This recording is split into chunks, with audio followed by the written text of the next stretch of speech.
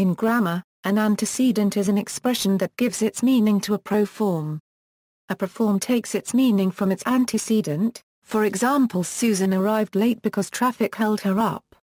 The pronoun her refers to and takes its meaning from Susan, so Susan is the antecedent of her.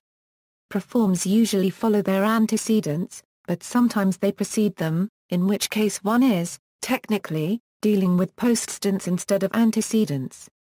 The prefix ante means before, in front of, and post means after, behind. The term antecedent stems from traditional grammar. The linguistic term that is closely related to antecedent and proform is anaphora. Theories of syntax explore the distinction between antecedents and postcedents in terms of binding. Examples: most any syntactic category can serve as the antecedent to a proform.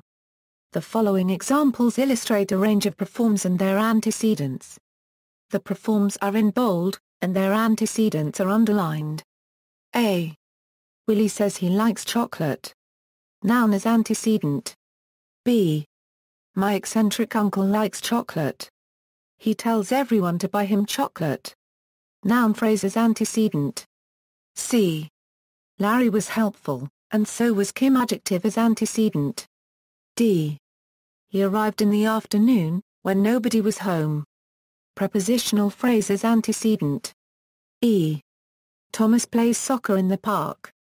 The kids all congregate there. Prepositional phrase as antecedent. F. Our helpers did it very carefully, and we did it like that as well. Adverb phrase as antecedent. G. Fred works hard, but Tom does not do the same. Verb phrase as antecedent. H. Susan lies all the time, which everybody knows about. Entire clause as antecedent. I. Our politicians have been pandering again. This demotivates the voters. Entire sentence as antecedent. J. Someone called who offered to help. She was really friendly. Discontinuous word combination as antecedent. K. The paragraph has in fact been checked by Sam, but Susan won't do it. Discontinuous word combination as antecedent.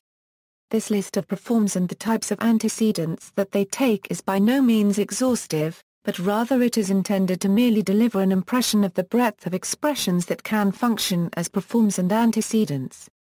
While the stereotypical proform is a pronoun and the stereotypical antecedent a noun or noun phrase, these examples demonstrate that most any syntactic category can in fact serve as an antecedent to a proform, whereby the proforms themselves are a diverse bunch. The last two examples are particularly interesting, because they show that some proforms can even take discontinuous word combinations as antecedents, that is, the antecedents are not constituents. A particularly frequent type of proform occurs in relative clauses. Many relative clauses contain a relative pronoun, and these relative pronouns have an antecedent.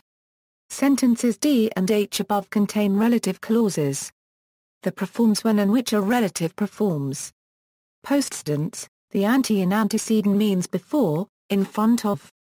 Thus when a proform precedes its antecedent, the antecedent is technically not an antecedent, but rather it is a postcedent, post meaning after, behind.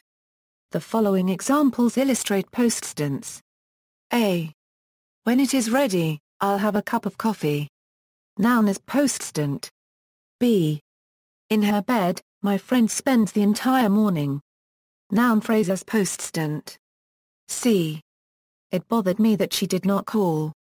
Clause as postcedent, example of it extraposition. D. Two violinists were there, at the party. Prepositional phrase as postcedent. E. Sam tries to work then, when it is raining. Clause as postcedent. Postcedents are rare compared to antecedents, and in practice, the distinction between antecedents and postcedents is often ignored, the term antecedent being used to denote both. This practice is a source of confusion and some have therefore denounced the term antecedent outright because of this confusion. Implied antecedents, some proforms lack a linguistic antecedent. In such cases, the antecedent is implied in the given discourse environment or from general knowledge of the world.